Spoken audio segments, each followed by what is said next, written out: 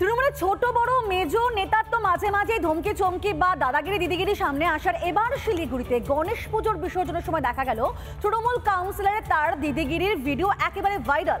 যদিও চাপে পড়ে তাকে তার ডিউটি থেকে তার পজিশন থেকে অব্যাহতি দেওয়া হয়েছে অর্থাৎ শ্রাবণী দত্তকে, কিন্তু তিনি আবার অপর পক্ষকে যাবতীয় অভিযোগ করছেন। দেখুন।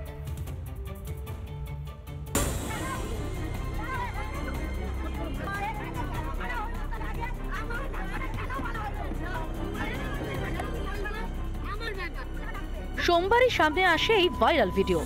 মদ্যপ অবস্থায় পুজোর ভাসানে গা জোয়ারির অভিযোগ ওঠে শিলিগুড়ি পুর নিগমের 14 নম্বর ওয়ার্ডের কাউন্সিলরের বিরুদ্ধে। কার্যত চাপে পড়েই অভিযুক্ত শ্রাবণী দত্তের বিরুদ্ধে পদক্ষেপ নিতে বাধ্য হল প্রশাসন। মেয়র পরিষদের পদ থেকে অব্যাহতি দেওয়া হলো অভিযুক্ত কাউন্সিলরকে।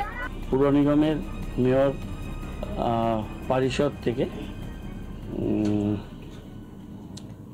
শ্রীমতী শ্রাবণী দত্তকে অব্যাহতি দেওয়া হয়েছে এবং যে কদিন এই নতুন এমআইসি কেউ মনোনীত হবেন ততদিন পর্যন্ত এই ডিপার্টমেন্টটা মেয়রের কাছে থাকবে।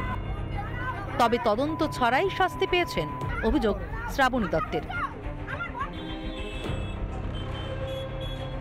তারা প্রমাণ দিক যে সত্যিই আমি মারধর করেছি, সত্যি আমার সাথে দুজন পুরুষ ছিল যারা ওই মহিলার গায়ে হাত দিয়েছে। প্রেস কনফারেন্স করে চেয়েছিলাম যে এটার সম্পূর্ণ খতিয়ে তদন্ত দেখা হোক, তদন্ত করা হোক যে মূল বিষয়টা কি নিয়েছিল। শুধু তাই নয়, দলে কোন্দলের কথা স্বীকারও করলেন সদ্য মেয়র পরিষদ পদ থেকে অব্যাহতি পাওয়া শাসক কাউন্সিলর।